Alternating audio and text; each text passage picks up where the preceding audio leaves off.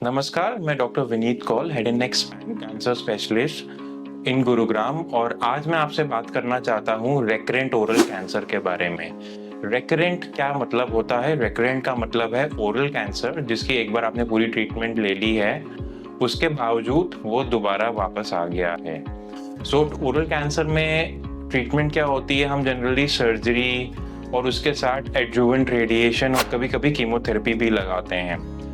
Maximum cases में हमारे treatment rates अच्छे हैं, but unfortunately around 15 to 20% cases में रेकरेंस हो जाता है, स्पेशली लेटर स्टेजेस में यानी स्टेज 3 एंड 4 में। ऐसे केस में क्या करना चाहिए वो मैं आपसे शेयर करना चाहता हूँ। सबसे पहली इंपॉर्टेंट बात है कि स्ट्रेस लेने की ज़रूरत नहीं है, डरने की ज़रूरत नहीं है। हम लोग रेकरेंट ओरल कैंसर का भी ट्रीटमेंट अच्छे से कर सकते हैं। रेकरेंट ओरल कैंसर के अपने और स्पेशल चैलेंजेस हैं जिसको एक head and neck cancer specialist समझते हैं एंड अकॉर्डिंगली पेशेंट स्पेसिफिक यानी कि जो पेशेंट है उसको पर्टिकुलर किस टाइप का रेकरेंस हुआ है, किस प्रेजेंटेशन में हुआ है, उसको ध्यान में रखते हुए ट्रीटमेंट फॉर्मुलेट किया जाता है और ट्रीटमेंट किया जाता है। अब अगर आपको ओरल कैंसर पहले था और आपने सर्जरी भी करवाई है और रेडिएशन कीमोथेरेपी भी ली है, तो इट मीन्स कि जो आपका रेकरेंस आया है वो रेडिएशन और कीमो रेजिस्टेंट है, क्योंकि रेडिएशन एंड कीमो देने के बावजूद भी आया है। हम लोग जनरली 4 साल का गैप को हो गया हो तो उसको हम रेडिएशन एंड कीमो रेजिस्टेंट मानते हैं। ऐसे केसेस में हमारे पास जो ऑप्शन बचता है वो ये बचता है कि हम सर्जरी दोबारा करें। विद मॉडर्न टेक्निक्स, आज की नई आधुनिक टेक्निक्स के साथ हम दोबारा सर्जरी अच्छे तरीके से कर सकते हैं और उसमें भी अच्छे रिजल्ट दे सकते हैं। ऐसे केसेस में जनरली हम advanced plastic surgery reconstruction techniques की मदद लेते हैं, यानी कि जो आपका ओरल कैंसर जिस पार्ट को इफेक्ट किया है माउथ को, उसको निकालने के बाद आपको रिहैबिलिटेशन चाहिए, यानी जीभ का कोई हिस्सा या जॉ का कोई हिस्सा या चीक का कोई हिस्सा अगर कट हो रहा है तो उसे हमें वापस बनाना भी है। तो अकॉर्डिंगली ऐसे अगर जॉ की बोन है तो जॉ की बोन को दोबारा रिकंस्ट्रक्ट यानी बनाया जाता है। अगर खाली चीक या टंग में प्रॉब्लम है तो चीक और टंग की स्किन दी जाती है वापस। ये हम की ही बॉडी के अदर बोन से ले सकते हैं, जैसे कि लेग की एक छोटी बोन होती है फिबुला, उससे हम बोन लेके जॉ की बोन को दोबारा बना सकते हैं। हम आपके फोर आर्म से यानी कि हाथ से या फिर आपके थाई यानी जांघ से कुछ स्किन लेके अगर हमें टंग या चीक बनाना है तो वो भी दे सकते हैं। इसमें अच्छी न्यूज़ ये है कि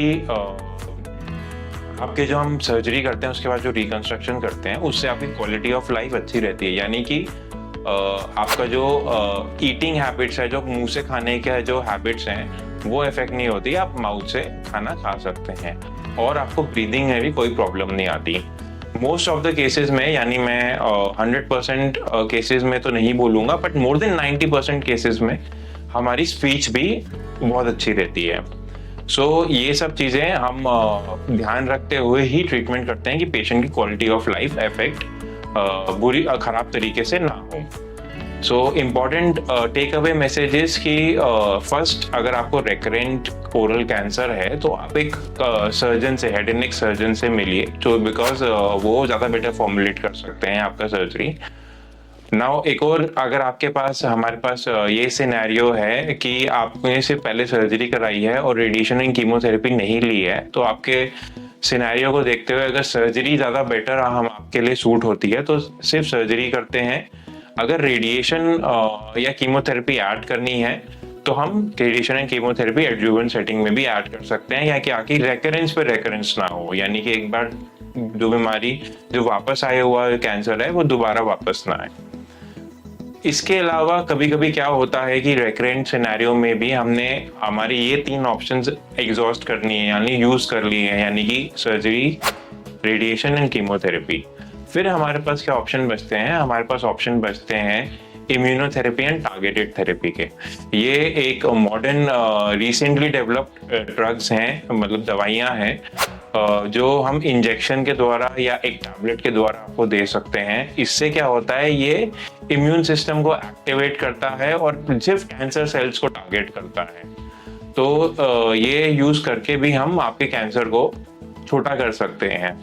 ओनली अभी जो डिसएडवांटेज है या बैकड्रॉप है टारगेटेड या इम्यूनोथेरेपी का, कि ये 100% रिजल्ट नहीं देता है। तो ओनली उस सिनेरियो में जहाँ पे हमें लगता है कि सर्जरी से या फिर रेडिएशन से या कीमोथेरेपी से नुकसान ज्यादा है, फायदा कम है, तो हम इम्यूनोथेरेपी और कीमोथेरेपी की तरफ, इम्यूनोथेरेपी एंड टारगेटेड थेरेपी की तरफ जाते हैं, क्योंकि इम्यूनोथेरेपी टारगेटेड थेरेपी 100% वर्क नहीं करती है।